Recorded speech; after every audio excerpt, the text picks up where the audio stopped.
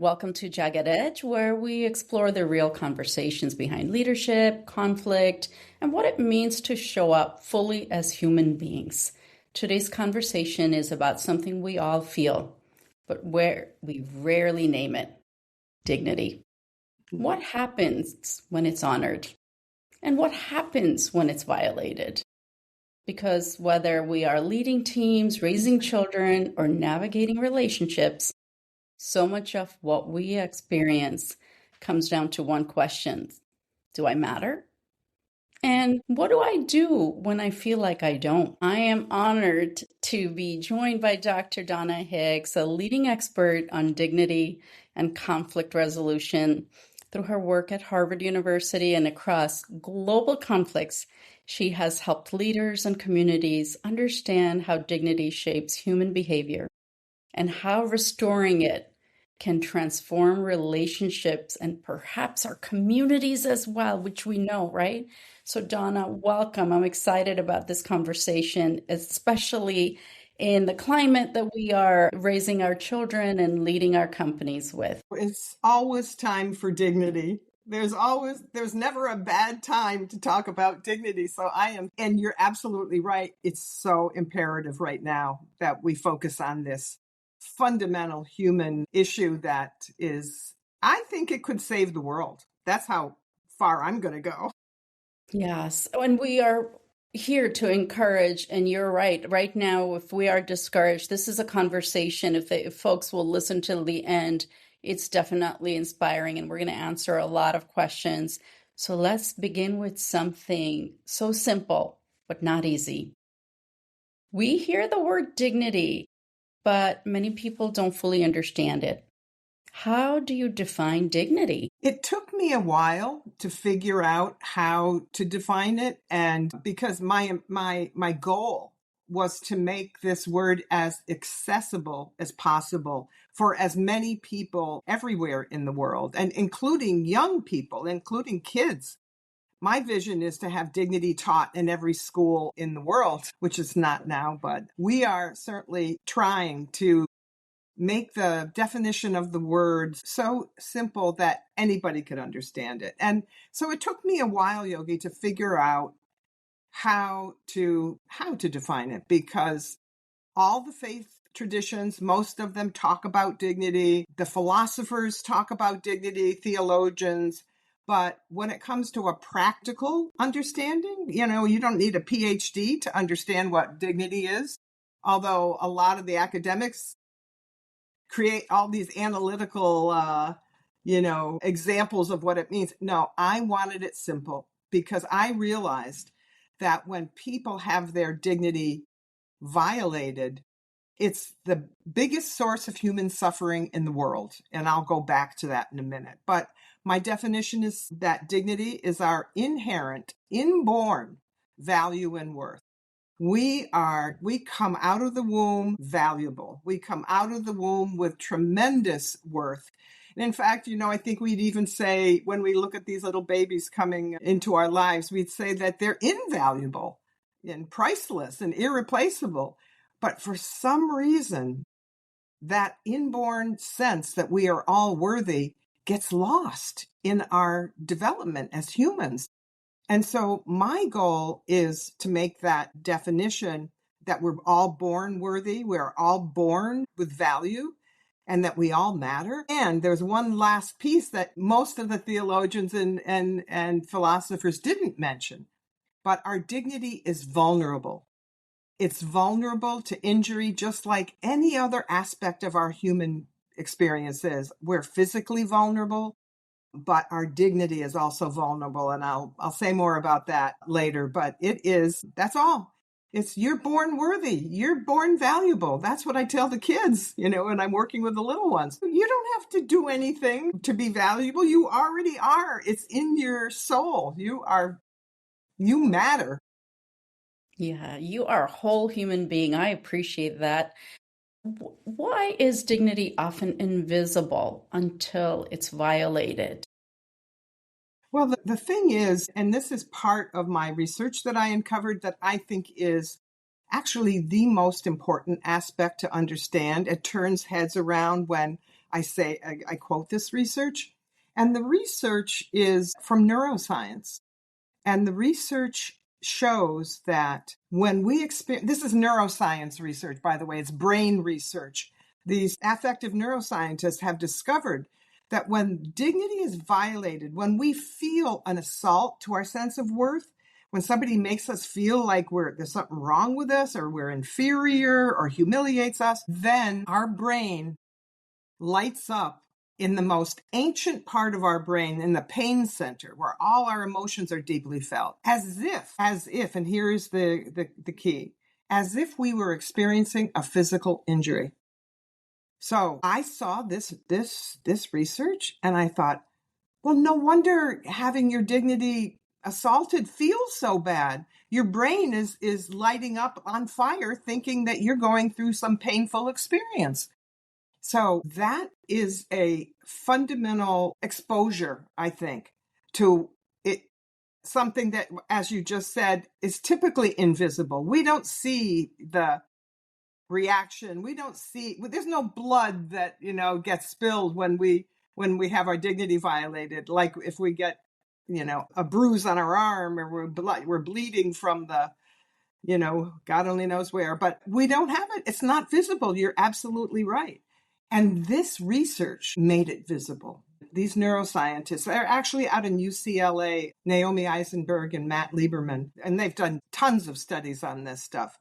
But making it visible also means that we have to put a spotlight on it. We educators, and you and I are both educators, we have to take this seriously and say, oh my goodness, this is what happens when people have their dignity injured. The brain doesn't know the difference between a physical injury and this kind of injury. Well, we had better teach this as educators to our kids, so that they don't walk around feeling like, oh, when somebody bullies me, that means that there's something wrong with me because I'm feeling bad. No, they're feeling bad because something bad happened to them. So, and we have to teach our kids this. And again, I'm on a crusade to get this in every school in the country, and certainly in the world. I want us all to be rid of our ignorance, because the ignorance surrounding this issue, just like you said in the intro, it's something that we feel, but we don't really know what is it? Is it different from respect? Is it like respect? By the way, it's very different from respect, because our dignity, as I said, we're born with it. It's like we're born with arms and legs and, all of this. We're born with dignity, whereas respect needs to be earned. Huge difference. So let's take a pause here, because I think this is where we think we can relate. When dignity is violated, we don't just move on, right? It's something that stays. What happens to individuals when their dignity is repeatedly violated? Because you mentioned it's an abstract thing. We don't realize, like, it's not a physical situation that we can understand clearly. Yeah, like I said, there's no blood, we're not rushed to an emergency room the way we would be if we get a big bad cut on our arm. We'd go to the hospital, we'd get that taken care of. But you're absolutely right that these wounds do not go away.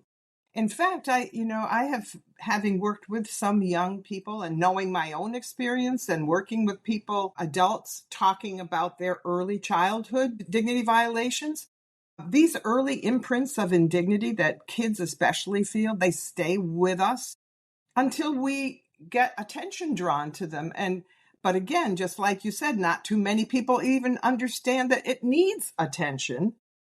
But until somebody says and begins the healing process, and this one liner is so important for people to hear, that when people experience a dignity violation, we need acknowledgement for the suffering that we've endured. So we need practitioners out there. We need educators. We need therapists. We need people. Everyday people can do that kind of acknowledgement, can say, let's say you had a very bad dignity violation. You're feeling so embarrassed and humiliated. I would come to you and say, oh, Yogi, I just saw what happened to you in that meeting. And I just want to tell you, I'm so sorry. You shouldn't have been treated that way. So that's the kind of thing. But these kind of skills we have to develop. We have to be aware that when someone is experiencing that kind of shut down behavior, we shut down when we have our dignity violated. And not only do we shut down, but they pile up inside us. I mean, I've been working in international conflict for 3 decades now. And one of the things that I saw everywhere I went were people exploding at the negotiating table. I mean, getting so upset and so angry, yet they didn't know really how to talk about what the source of that was until we started talking about dignity. Until we said, look, you're reacting this way because you've been mistreated for so long. No wonder, and nobody's acknowledged your suffering. No wonder you're reacting this way. Once they hear that acknowledgement, Yogi, it's like doors open and they won't stop. They'll tell you about every single violation they've experienced, in their lifetime. So we need this so desperately. We need to make the invisible visible. We need to figure out together as human beings, how do we recognize when somebody is all shut down, and maybe even the other end of the spectrum, there's fight and flight reactions. You can shut down and just kind of leave the relationship, but you can also fight, because when that's like a biological reaction that we have to having our dignity assaulted, we want to get even, we want revenge, we want to strike back. So, but we got to learn this. We have to learn it. We don't learn it anywhere in our education. I mean, again, we're trying and we're going to do this. And the whole Montessori movement is involved in creating curriculum around dignity. They're amazing. Maria Montessori would be so proud of what's happening nowadays with the Montessori schools.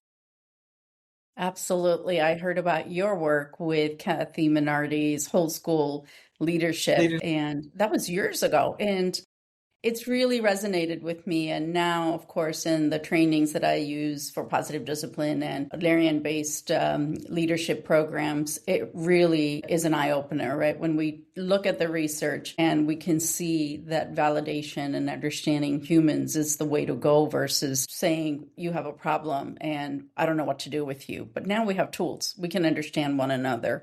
So what patterns do you see in workplace and families and communities right now? Oh my goodness, right now? Well, right now we're in the middle of the deepest polarization in this country that we have ever, maybe since the Civil War. The divides are painful. They are breaking up communities and relationships of all kinds. And I can tell you that I have colleagues that we're all working together to try to figure out, how can we disagree with dignity? How can we, not have the same political views, but at the same time recognize our shared humanity? My colleagues at the Dignity Index, for one, headed by Tammy Pfeiffer, Tim Shriver, and Tom Roschert, they have a tool where they help people assess how well they're doing at honoring other people's dignity. It's an 8-point scale, and it's just tremendous. So we're really trying to develop a way to address that deep polarization and division that we're experiencing here. And it's working. I'm telling you, it's really working. It's just we need an army of dignity trainers to address all the people in all the communities in this country, if not the world for that matter. As you well know, you're an international person. You know that it's not just here in the United States, that we're experiencing it everywhere. But I think to the extent that we have this deep divide here, I really am shocked that we're losing touch with our shared humanity, that we're losing our democracy, that we're losing our commitment to the fact that all people are created equal. And I would add equal in dignity. So dignity is something that we're born with. When it gets injured, we react, right? In Adlerian psychology, we talked about it at the conference we had, or the summit. We talk about belonging and significance. This feels deeply connected, right? Dignity in conflict. Let's look at that. So when we've worked in some of our most complex conflict globally, how does dignity show up in those spaces? So if we understand the context of the world, hopefully we could understand our workplace, our schools, and our homes. Well, the most obvious thing, and anybody could see this, you wouldn't have to be sitting at a table to negotiating table or a dialogue table to understand, but the lack of connection that people are disconnected, and the medium of exchange between them is, I don't want to say hostile, but I don't want to say that it's anything less than a broken relationship. And you can see it, and you can see the people who have had their dignity violated so much. You could see how it stockpiles. You could see, because I was saying earlier, somebody would explode and would say, crazy things. I mean, really extreme behaviors. And when you get into that extreme dimension of back and forth with people, the screaming at each other and all of that, you've got mutual dignity violations just touching. Like, what is that? I can't remember the mechanism, but when the opposites completely separate, that they form, instead of this nice, wonderful, loving human connection that we all want, it's so clear. The other evidence in my mind is that they can't seem to sign on to an agreement, even when the agreement is in their interest to do it, even when some of their political aspirations have been addressed, and they just can't seem to sign on. And to me, that means there are these deep underlying human issues that they just can't let go of. They just cannot put the past to rest. And I've mentioned before that people need acknowledgement for the suffering that they've endured. That's one of the basic elements of the dignity model that I've developed. And so when we can hear, especially if we can hear it from the other side, that, oh my gosh, I understand that we violated your dignity repeatedly, and we're really sorry for that. That doesn't happen all that often, but it does happen once they understand dignity.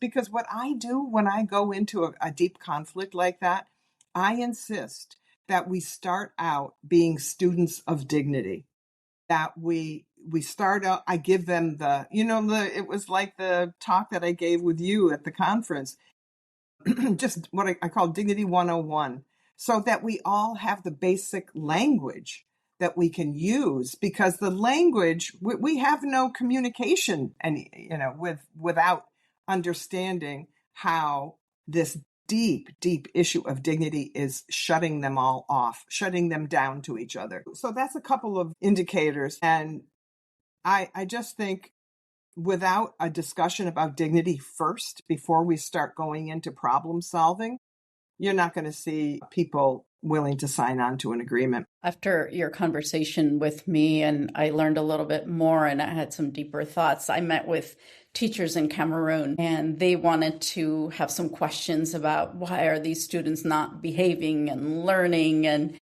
we just kept going in circles for a few minutes, and then I paused and I just said, you know what?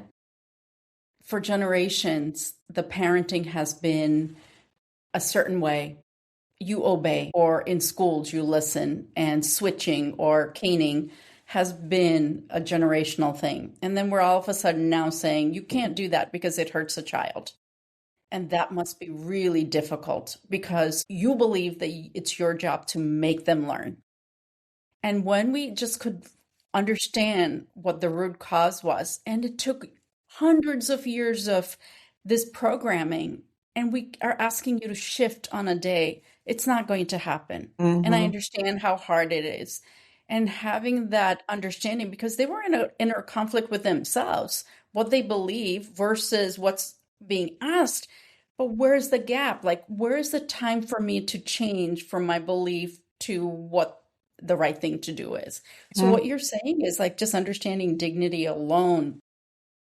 And you have to process that information, and in due time you get there.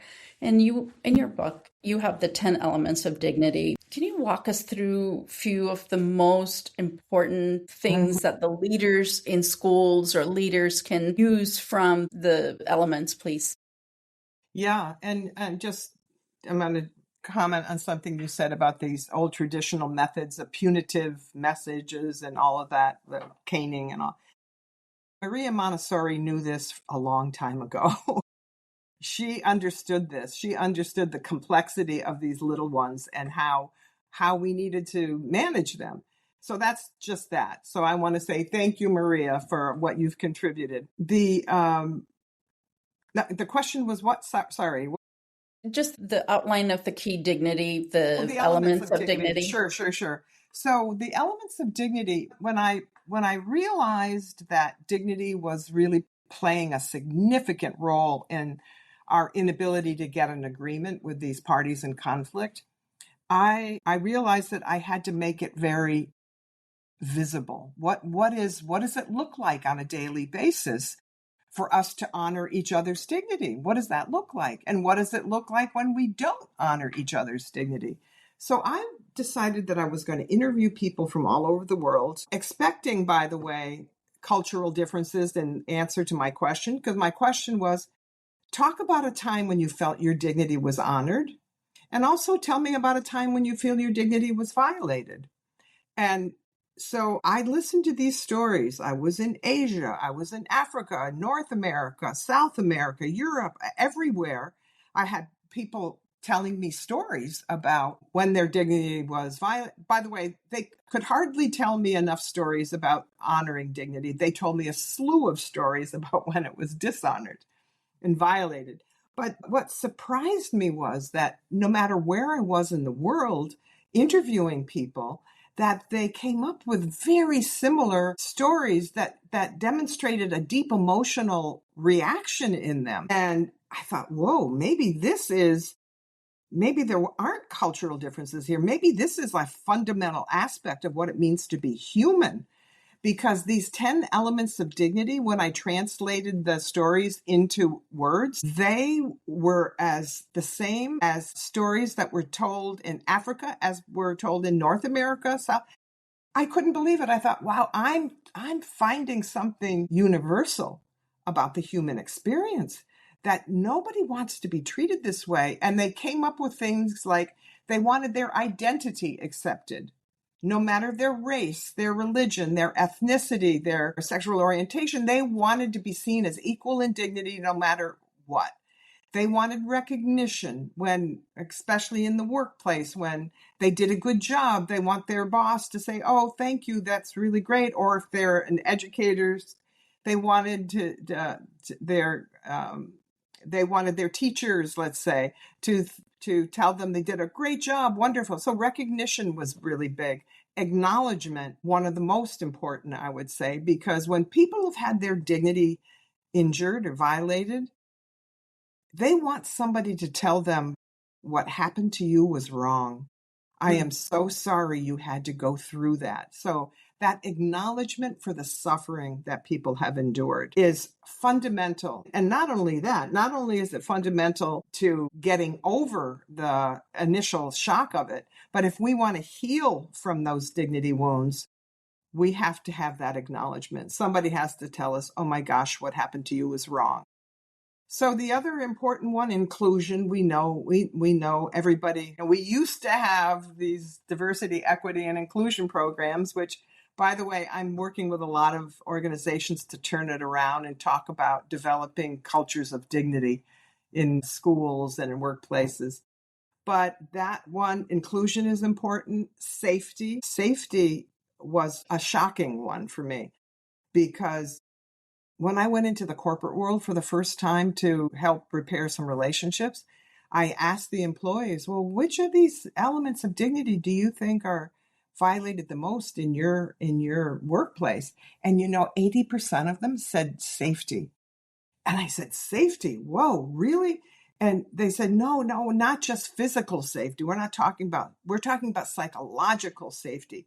They want to feel safe to speak up when their bosses or their, whoever treats them badly. They want to be able to say, hey, you just violated my dignity. But, they can't because they're afraid they'll lose their job. They're afraid they won't get a good performance review. I mean, they're just afraid. And so safety is a big one too. Of course, fairness. Fairness is one that most everybody experiences, that violation.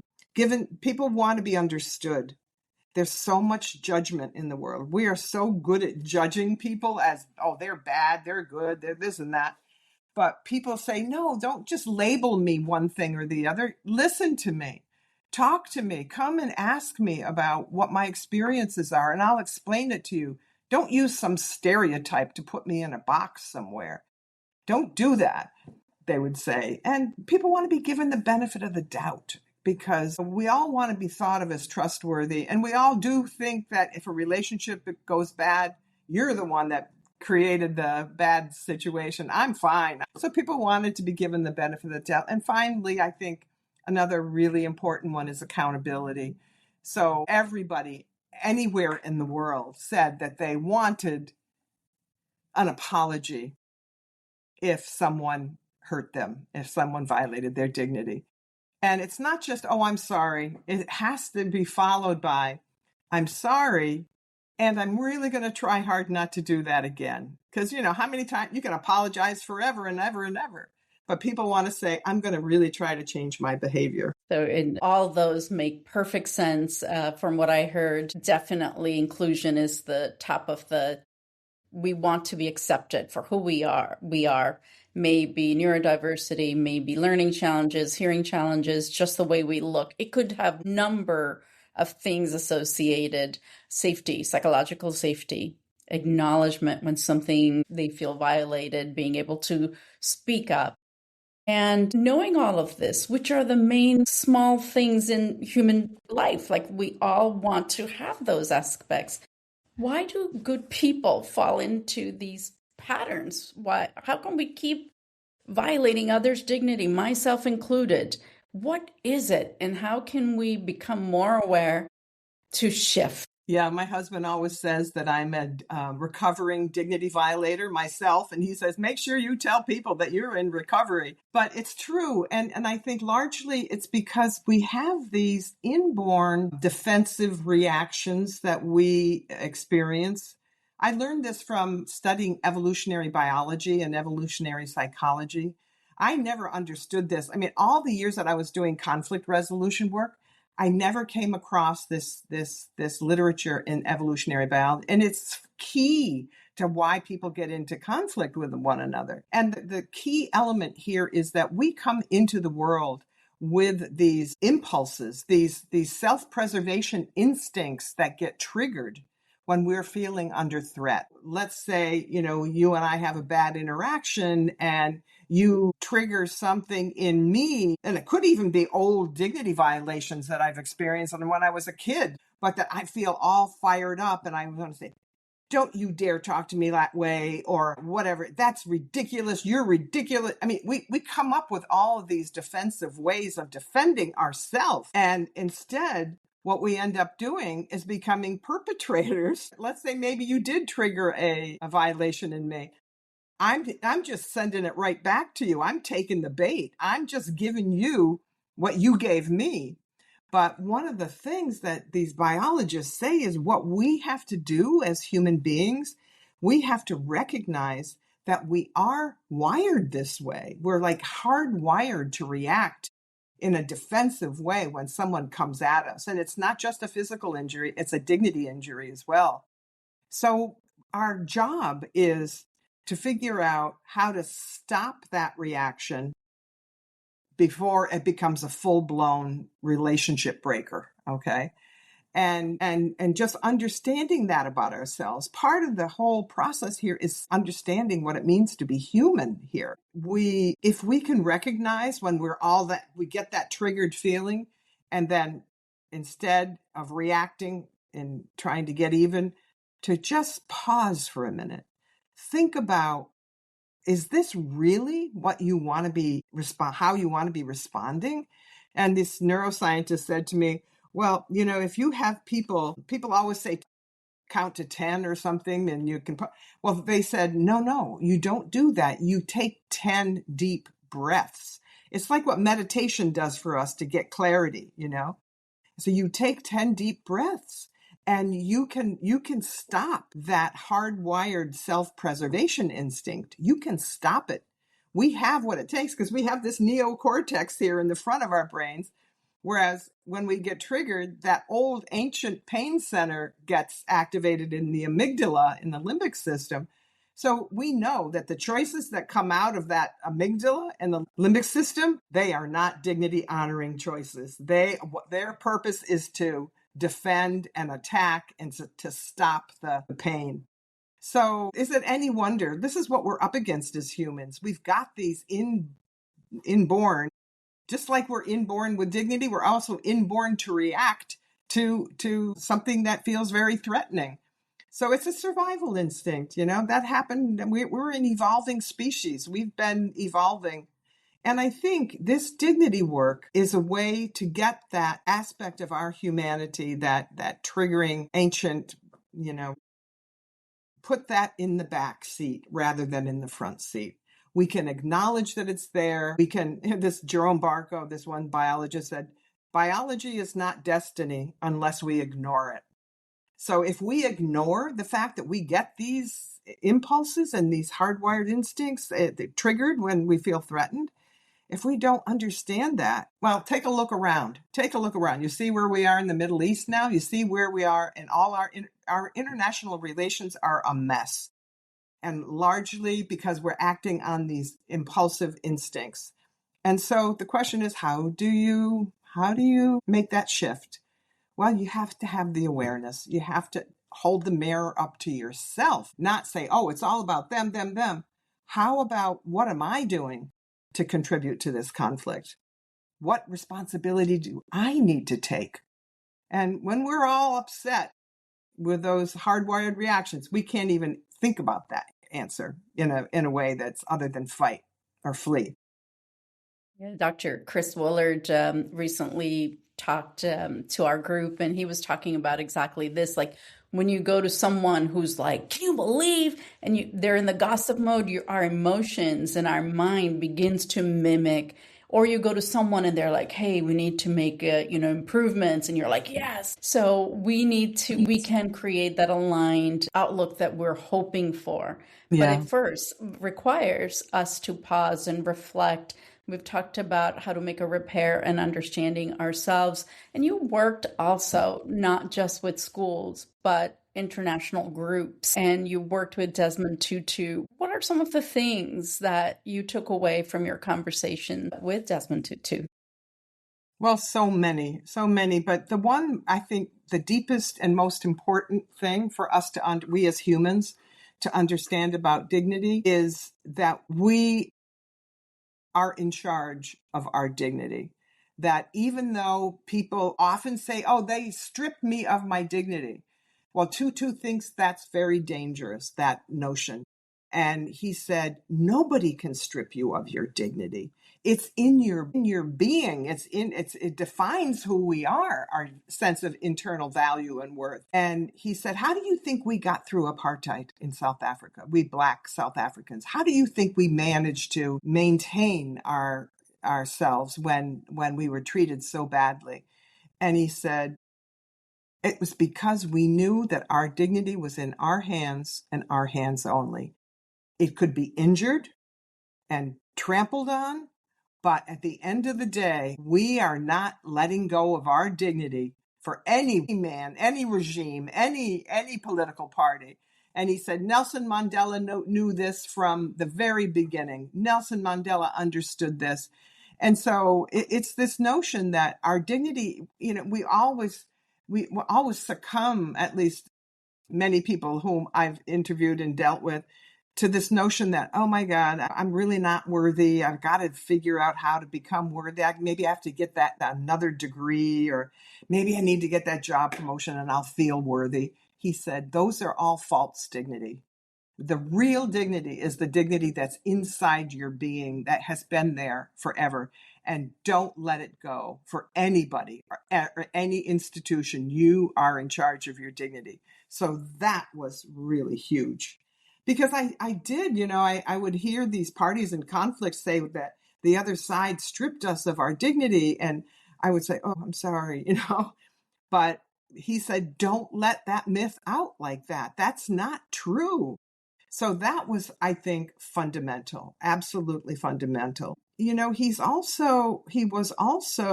me laugh all the time. I mean, he was so much fun. He was the most fun person. And we were working together in Northern Ireland with the BBC. We were creating some television programs about reconciliation because the Good Friday Agreement had put an end to all the political disagreements, but the people couldn't reconcile. They couldn't go back to being in relationship again.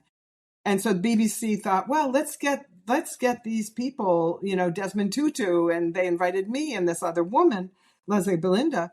Let's get them to facilitate dialogues between these victims and perpetrators. Maybe we can promote reconciliation right there on television. And so, long story short, we did that. And we were able to get a lot of reconciliation. There's a BBC YouTube on this called Facing the Truth, if anybody wants to watch it.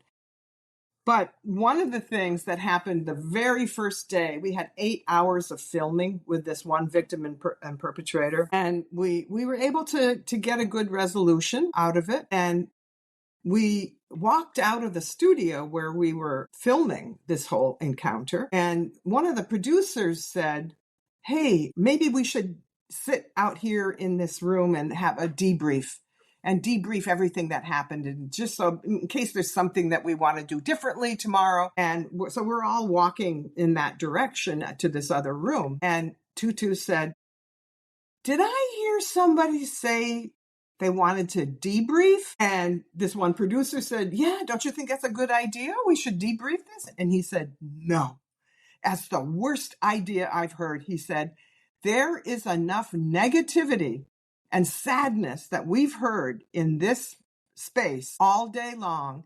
What we need to do is the opposite. We need to put positivity into this environment, because we'll never make it for 2 weeks, because we had to be there for 2 weeks to do this whole program. And we're all standing there, positivity. Oh, yeah. After we're hearing about these sad stories, And he said, I'll tell you what we're going to do. We are going to have a party every night. We're going to go into the dining room. We're going to play music. We're going to sing. We're going to dance. And we're going to maybe even have cocktails, he said. And we are going to put that positive energy will expand throughout this entire building. And that's what we need to do. And we're going to do that every night, he said. And we're like, oh gosh, are you kidding? We're standing there like dumbfounded. He said, go take a walk, do something. In an hour, I want us back down here because we're going to start the music. We're going to have a drink. We're going to this. And then he runs up the stairs because he said, I'm taking a nap. And he turns around. He turns around and he says to us, one more thing, one last thing, and I don't ever want you to forget this, he said. And we're thinking, oh my God, no. And he said, it's our duty to be joyful. It's our duty to be joyful, he said, especially those of us who are doing this hard work. So that was something I learned from him, that never let anything get you down to the point where you can't experience joy anymore. And that may be just watching your new flower come up from the garden, or seeing your kid smile for the first. It doesn't matter. It doesn't have to be a full-blown celebration, but just experience that joyfulness of being alive. This conversation is so impactful. All things are popping in my head. So as school teachers, school leaders, we have to, when something goes wrong, we all sit and talk about it, guilty as charged, and we try to see how we're going to improve and do better. But when we take care of ourselves, the positivity is going to come through, and having more celebration, because I think when there is someone who's done something wrong already feels all sorts of shame and guilt and whatever that's going on. So how can leaders create dignity-centered environments? What is the few things that they can do if they don't have these dignity-centered schools or workplaces? Well, I think the very first thing that people should do is learn about it. I remember once when I was showing those 10 a slide of the 10 elements of dignity, one person said to me in the audience, "Oh, these are just common sense." And I said, "Yeah, they're common sense, but they're not common practice. We have to practice this. We have to take it on as our personal growth opportunity." Because there's two things that happens there, Yogi. I mean, number one, we have to, as I said, what Tutu said earlier, to accept our own dignity, understand that everybody else has it too, you know. And the third piece of it is to focus on something bigger than yourself. And as educators, we already do that. We're trying to advance the future and educate our children. And so there's ways of, yes, there's just ways of shifting those dynamics. And if we all understand these basic building blocks, yeah, they're common sense, as I said, but they're not common practice. How can we make them common practice? We have to make a commitment, whether it's to our interpersonal understanding. This is where I was going. It's to our interpersonal understanding, the way we treat other people, but also as leaders, especially as educators, how do we create systemic recognition of our inborn value and worth? And how do we address the systemic indignities that so often get perpetrated in these environments where certain groups are more favored over others and all those 10 elements get violated, and especially in the workplace, not so much in schools, but in the corporate environment. It's pretty astonishing how policy gets created that actually ends up violating people's dignity. So it's those two things. We have to do our interpersonal work, the inner work, and we also have to recognize that if we are a leader of an organization, we have to be sure that our policy is in line with honoring everybody's dignity, not just one group over another. Absolutely. And that's a great point to have those 10 principles. Maybe we can just post them and just kind of revisit and say, hey, which one of these? And what you said is the core beliefs and core values that are important to us. Sometimes in situations or as employees or even a leader or a parent, we sometimes think we have to do this other thing. And when we do that, we feel this comfortable feeling. And now I get it. Is that dignity work because your core gut is telling you something and you're still, a little bit, but over and over and over. And the world is changing faster. It's not just AI, it's the politics and everything else that's happening. We're constantly bracing to have understanding of where our dignity lies. Like, I think it's a crucial point. And knowing that there are positive things that we have to contribute, like we have the power. Because often, a few days ago, just yesterday, we were talking about the certain states and feeling helplessness. And what this conversation is bringing up for me is that we have these core values. We have a voice. We can choose to not go along with things we don't believe in. And we could inspire others in our communities because we all have shared values. So I think that definitely coming up for me. So I'd like to close soon. But before we do, what are some of the projects you're working on right now? I'm working on a few interesting projects. The one that I'm going to be doing Thursday is in the community of Concord, Massachusetts, here in Boston, in the Boston area. Concord and Lexington, it was where Paul Revere rode from downtown Boston to Lexington and Concord to warn them that the British were coming and all of that.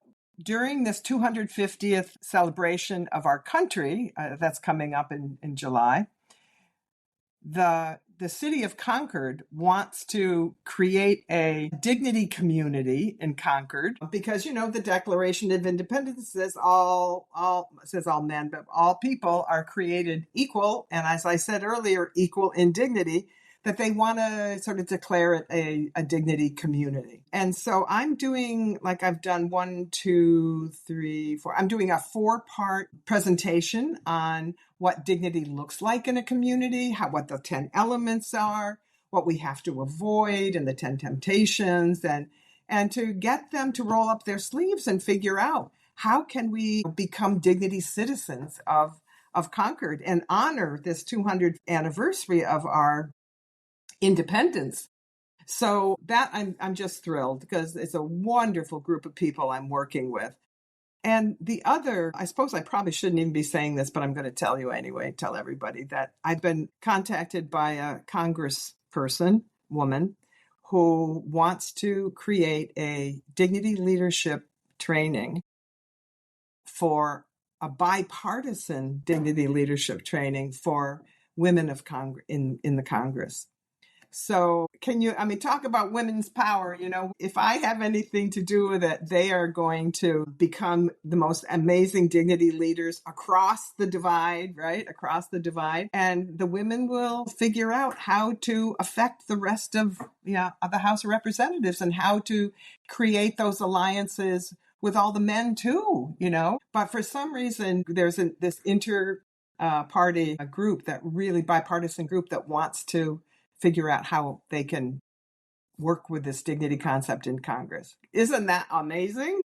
It's more than amazing. Finding a solution which is focused on a win-win. How could anything go wrong? I think we've been on win-lose or lose-win, where one person is always feeling not so great. And then this fight continues. I appreciate this, and congratulations and gratitude for the work that you do, because you're healing communities. And this podcast and everything we do with Yogi Patel TTE is about inspiration. And this is so amazing, Donna. I can't just help but say this is one way, and I will in the show notes add the 10 elements in case anyone's interested, and link to Donna's website as well.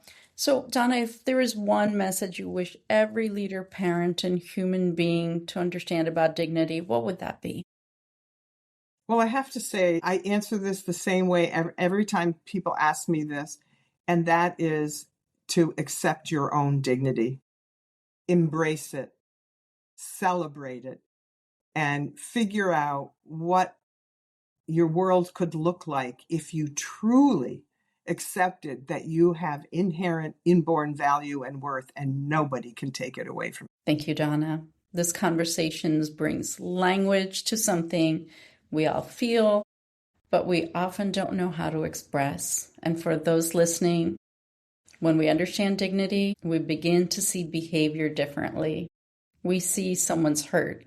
We begin to lead differently. We begin to connect differently, because at the core, we're all wanting to be seen, heard, and feel valued. If this conversation resonates with you, share it with someone who needs it or might be interested. And as always, thank you for being a part of this community. And thank you again for listening. And thank you, Donna, for inspiring us and researching and keep bringing communities together. We appreciate you. Well, thank you for the opportunity to express this crazy mission that I'm on. So thank you. What an outstanding mission. Yeah.